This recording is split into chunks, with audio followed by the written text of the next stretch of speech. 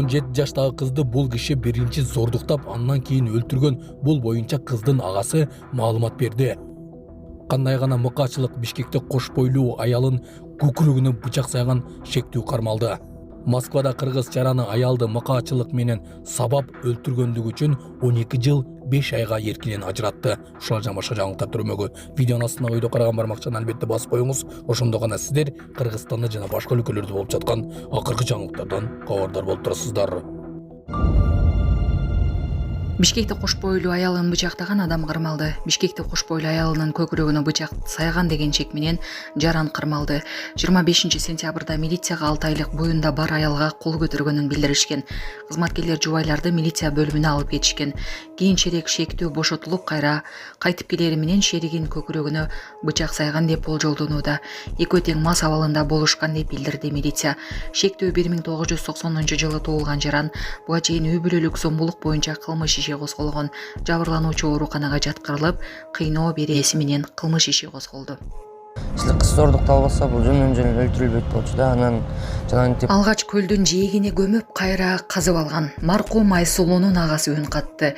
Жети Өгүз районунун Барскон айылынын 17 жаштагы тургуну Айсулуу 27 сентябрда үйүнөн чыгып кеткен бойдон кайтып келбей, 3 күндөн кийин өлтүрүлгөн абалда табылды. Анын агасы Сыймык Нарынбек уулу турмуш басылмасына окуянын чоо жайын айтып берди. Айсулуу 27 сентябрь күнү саат 12:30 чамасында Жети Өгүз районунун Барскон айылындагы үйүнөн чыккан. Ал курбусуна бармак, бирок курбусунан сурасак келбегенин айтты. Ошондон кийин дайынсыз жоголуп издөө иштери башталды. Милицияга кайрылганыбызда 3 күн болмоюнча арызды кабыл ала албайбыз деп коюшту. Мен мурунку милиция кызматкери болгондуктан тааныштар аркылуу дрон менен издөө иштерин жүргүзүп, көзөмөл камераларын текшерүүгө кириштик. Анда карындашымдын жол жээгинде жөө басып бара жатканын көрдүк. Анын артынан эле Honda Stream унаасын өткөнү аныкталды. Мындан улам дал ошол унаадан күмөн санай баштадык. 28 сентябрь күнү кызды ошол унаага салып кеткендиги тууралуу кабар тарады. Биз өз алдынча да издөө жүргүзүп, көл жээгинен издей баштадык. 29 сентябрь күнү саат 16:30 чамасында зөөкүр кармалды. Алгач кыздын жансыз денесин көл жээгине көмүп, кечинде кайра казып алып, Кемин районунун аймагындагы сууга ыргытып жибергендиги белгилүү болду. Кыз муунтулуп өлтүрүлгөн.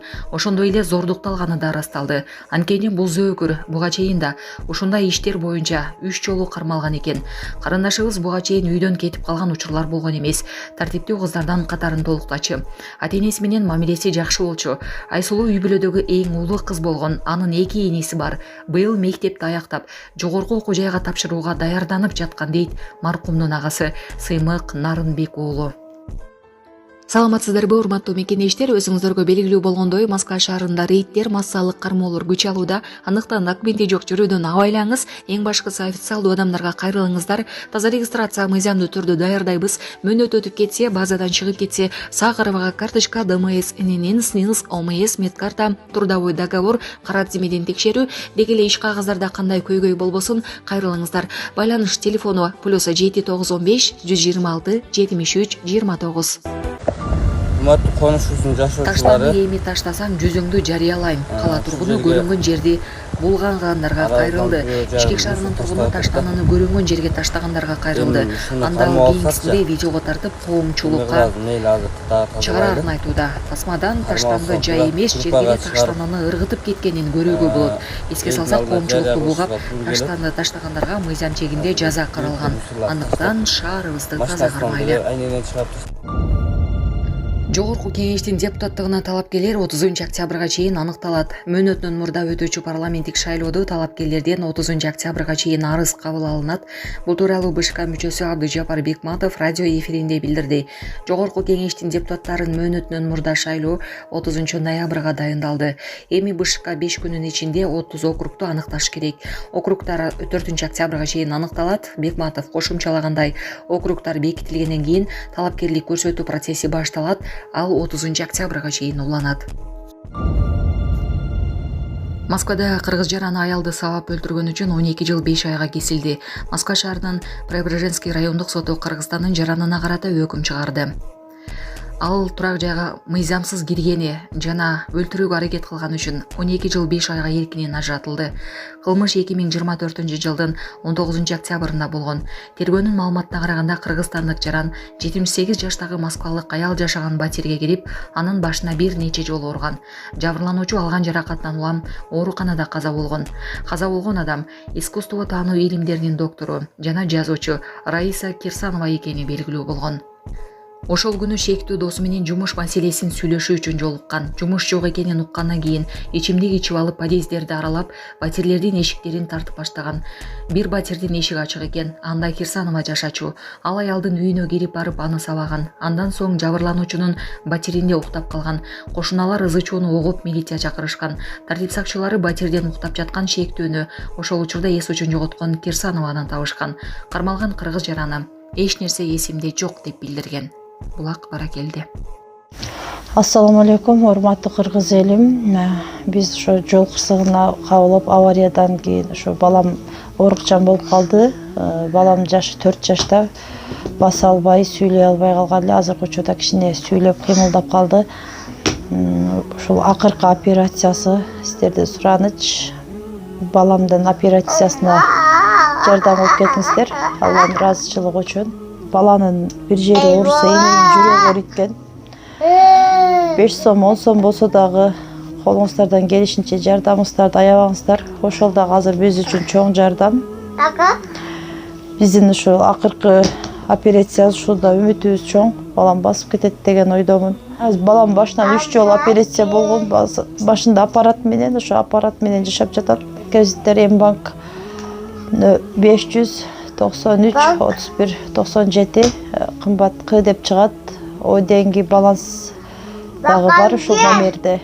Россия өлкөсүнөн котором дегендерге Сбербанк 7807 Кундузай деп чыгат, өзүмдүн сиңдим. Акыркы операциябыз кайдыгер карабастан ошо кыргыз элин колдоп жардам бересиз деген үмүттөмүн. Мына молбузбай кет пока.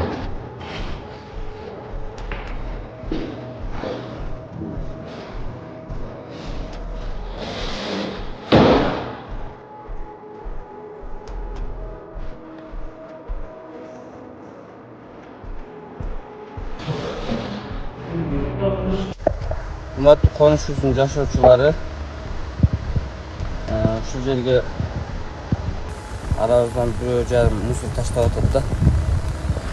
Эми ушуну кармап алсакчы, эме кылабыз, мейли азыр дагы тазалайлы. Кармап алсак, группага чыгарып, элдин алдына жарыя кылышыбызга туура келет. Азыр бүт эле мусорларды таштап, машинасынан деле айненен чыгарып таштай беришинде болот. Кийинкисинде эми группага кармап алсак, группага жарыя кылабыз.